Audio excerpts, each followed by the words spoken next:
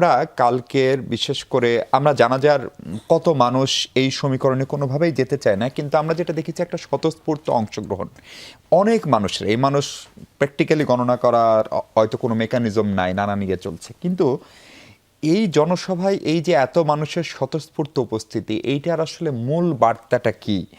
অথবা খালেদা জিয়ার মৃত্যুও কি রাজনীতিতে নতুন একটা ঐক্যের সহনশীলতার বার্তা দিয়ে গেল কিনা?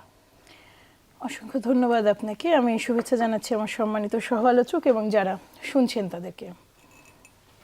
আসলে প্রশ্নটা যেটা করেছেন এটা তো আমার মনে হয় যে এইভাবে জবাব দেওয়াটা উচিত। সেটা হলো যে যেই মানে 1971 আমরা অনেকেই বেগম খালেদা জিয়ার কথা যখন বলতে শুরু করেন তারা আসলে 80-র দশকে তার স্বামীর মৃত্যুর পরে, শহীদ প্রেসিডেন্ট জিয়াউর রহমানের মৃত্যুর পর থেকে তার জার্নিটা দেখেন। Basically Khaleda Zia has started her journey from 1971।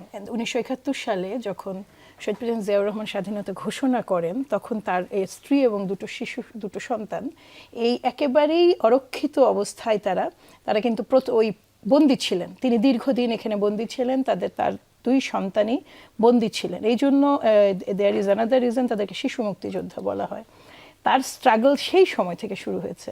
সেই যে স্ট্রাগলটা অত্যন্ত মানে কি বলবো, একজন মেধাবী আর্মি অফিসারের ওয়াইফ, একই সাথে এমন একজন মানুষ যিনি দেশের জন্য ডেডিকেটেড ছিলেন এবং তিনি আসলে দেশকে বেছে নিয়েছিলেন, এমন একজন মানুষের সহধর্মিণী। তারপরে যখন তার হাতে আসলে তার স্বামীর রেখে যাওয়া দল এবং দেশের দায়িত্ব এসে পড়ল, প্রথম দিকে তো কেউ ভাবতেও বোধহয় পারেননি যে এটা কত দূর যেতে পারে।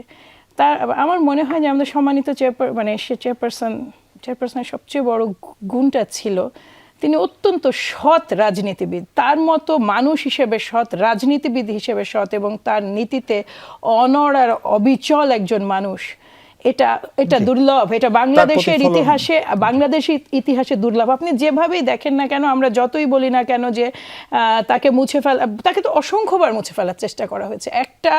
একজন রাজনীতিবিদ যাকে পার্সোনালি মানে তিনি মানে কিছু এক্সট্রাঅর্ডিনারি গুণ আল্লাহর তরফ থেকে নিয়ে এসেছেন। তিনি অসাধারণ, তিনি দেখতে অসাধারণ ছিলেন এবং তার ছিল একটা মানে পাহাড় সমান ব্যক্তিত্ব।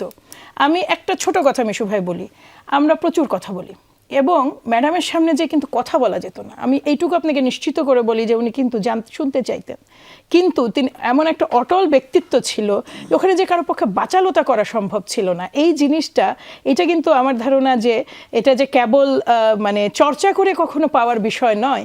এই জায়গাটায় তিনি যেই স্যাক্রিফাইসটা করেছেন বা তিনি যে অবিচলটা থেকেছেন এই বাংলাদেশের প্রশ্নে, স্বাধীনতার প্রশ্নে, সার্বভৌমত্বের প্রশ্নে, ছোট ছোট কয়েকটা ইনসিডেন্ট না বললেই না, যেটাতে খালেদা জিয়া হয়েছে 86 আপনি মনে করেন, তার গৃহবন্দী থাকার পরে 86, 2000। এবং আরেকটা জিনিস আপনাকে বলি, তখন বাংলাদেশ জামাতে ইসলামের মানে এটা হচ্ছে আন্দোলন চলছিল, বাংলাদেশ জামাতে ইসলামের হরতাল ছিল। ওই সময় প্রণব মুখার্জি এসেছিলেন, তিনি কিন্তু দেখা করেননি। তার নীতিটা কিন্তু ডিফারেন্ট ছিল। ওটা কিন্তু উনার হরতাল নয়, উনার যুগপৎ আন্দোলনরত দলের হরতাল। কিন্তু সেই হরতালে অবশ্যই যুগপৎ আন্দোলনরত দল ছিলাম আমরা, কাজে ওইটা তো আমাদেরও হরতাল। যেটা আমরা হরতাল ডাকলে আমাদের সহযোগী দলগুলো যেমন সেটা পারফর্ম করতো, তেমনি আমরাও করতাম। সেই সময় আমার খুব 2015 তো আমি একদম ফুল ফাংশনাল পলিটিক্স করছি, তখন আমি নিজে দেখেছি, শুনেছি যে কিভাবে মানুষজন এটা বিরোধিতা করেছে এবং তাকে বারবার বোঝানোর চেষ্টা করা হয়েছে। কিন্তু ওই যে আপনার অটল এবং অবিচল উনি এই বাংলাদেশে বসে থেকে এই বাংলাদেশের গেস্ট হিসেবে যিনি এসেছিলেন, শুধুমাত্র যেহেতু রাজনৈতিক অতিথি হয়ে সেখানেও কিন্তু উনি খুব মানে এই যে তিনি যে খুব স্পষ্টভাবে তার দেশ এবং দেশের স্বাধীনতা সার্বভৌমত্বের পক্ষে যে তার যে স্ট্যান্ডগুলো, আপনি যেটা প্রতিটা দেখেন, সাধারণ মানুষ এগুলো দেখে মিশু ভাই, সাধারণ মানুষ এগুলো নোট করে এবং নোট করেছে বলে গতকালকে আমি জানাজানি একটা কথা শুধু বলি, আমরা কেউ কিন্তু কাউকে আনিনি, মানে আমরা কিন্তু কাউকে বলিনি যে আসো দল হিসেবে। এটা কিন্তু দলের মানুষের মানে জানাজা নয়, এটা সমগ্র বাংলাদেশের জানাজা। এবং আপনি যেটা বলছেন যে আমি নিজেও চেষ্টা করছি, মহিলাদের তো জানাজা যাওয়াটা ওই রকম ভাবে সহজ নয়, আমাদের জন্য আলাদা জায়গা না থাকলে কোনো সুযোগ নাই, আমি পৌঁছাতেই পারিনি, সো আমি আর ট্রাই করিনি। ওখানে আমি মানুষের ঢল দেখে আমি একেবারে বাকরুদ্ধ। আমরা সবাই জানি এটা হবে, কিন্তু দুটো জিনিস আপনাকে মানে উনাকে, জি আমি 30 সেকেন্ড বলছি, উনাকে যখন বাসা থেকে বের করে দিল, ওনার সাথে আমার একটা দেখা করার সুযোগ হয়েছিল।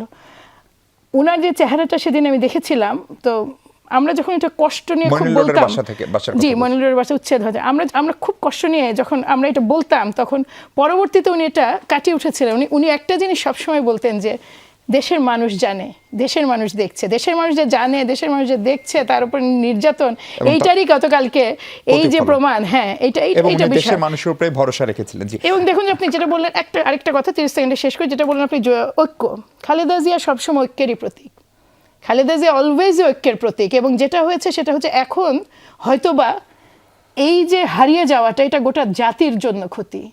এইটা একটা প্ল্যাটফর্ম বা একটা ওপেন করে দিয়েছে রাস্তা, যেখানে সুযোগ আছে হয়তোবা একসাথে গণতন্ত্রটাকে ফিরিয়ে মজবুত আনার করা। প্রচেষ্টায়।